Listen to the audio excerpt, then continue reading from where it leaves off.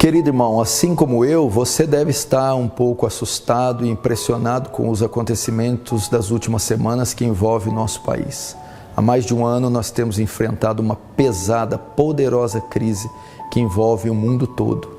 Entretanto, parece que nos últimos dias as coisas têm ficado bem ruins, bem sombrias, envolvendo todas as camadas da sociedade: economia, a saúde, a religião e principalmente a política. E nós, como cristãos, nós devemos agir no momento desse. E nós temos para isso uma ferramenta poderosíssima, que muitos ignoram, diminuem, mas que se mostrou eficaz ao longo de 2000 anos de história da igreja. É a oração.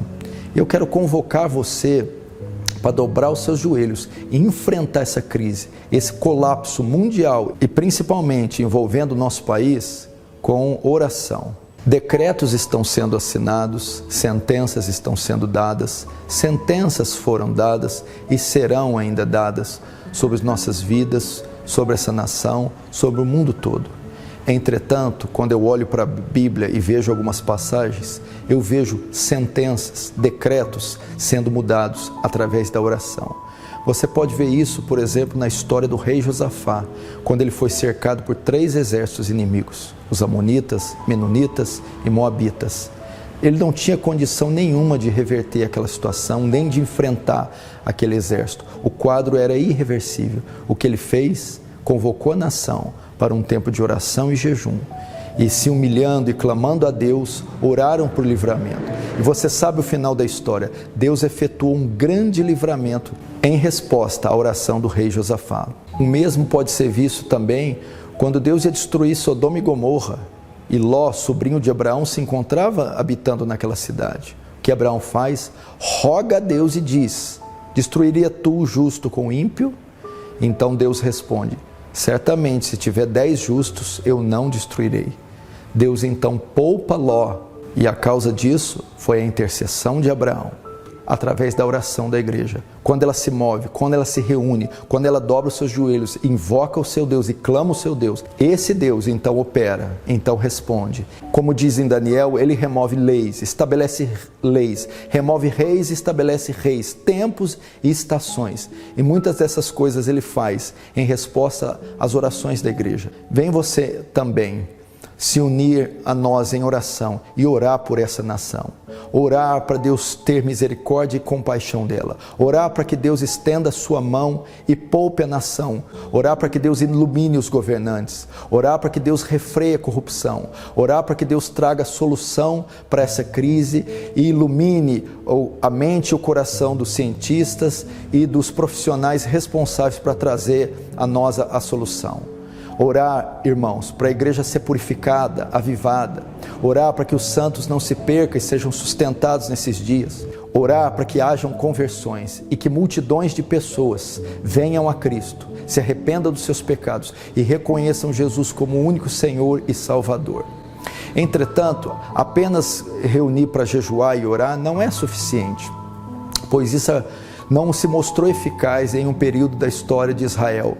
Quando você vai até Isaías 58, eles estão clamando a Deus, estão gemendo com dificuldades, pedindo a misericórdia divina, e Deus não responde. E o texto diz: por que oramos nós e tu não responde? Por que afligimos a nossa carne e o Senhor não atenta? Então veja só, eles estavam num momento de oração, de jejum, solene, toda a nação envolvida, clamando a Deus, e Deus não os respondia. Então o fato só de orar e jejuar, clamar a Deus, ainda não se mostra suficiente em alguns casos. Então é que Deus vai respondê-los no capítulo 59 e vai dizer: é que vossos pecados fazem separação entre vós e vosso Deus. Nós não devemos somente orar e jejuar pedindo alívio da crise, pedindo livramento, mas nós também devemos separar esse momento para confessar nossos pecados. Nós também temos pecados e é necessário que nós também nos reunamos não só para buscar o livramento, mas para nos arrepender, para confessar nossos pecados, para te pedir a misericórdia de Deus por alguns dos nossos atos, porque também temos pecado contra Deus. Então, depois de, com oração e jejum, arrependidos, com o rosto em terra, pedindo a misericórdia divina, pedindo perdão dos nossos pecados, então há esperança que Deus sare essa terra. Como diz 2 Crônicas 7,14, se meu povo que se chama pelo meu nome, orar, buscar minha face, se arrepender dos seus maus caminhos, então eu ouvirei do céu, perdoarei seus pecados e sararei a sua terra. Vamos então usar esses próximos dias para isso. Oração, jejum, confissão solene dos nossos pecados e dos pecados da nação. E pedir, como está em Joel, poupa o teu povo, Senhor. Não entrega eles ao opróbrio, não entrega eles à vergonha. Poupa a nação, poupa esse mundo, Senhor, desse tempo tão sombrio. E por último, pedir a Deus em oração que através dessa crise, boa parte dessas pessoas do mundo inteiro reconheçam que só o Senhor é Deus, que só Jesus Cristo é o caminho, a verdade e a vida, e ninguém pode ir ao Pai senão por Ele. Deus nos abençoe, Deus nos socorra.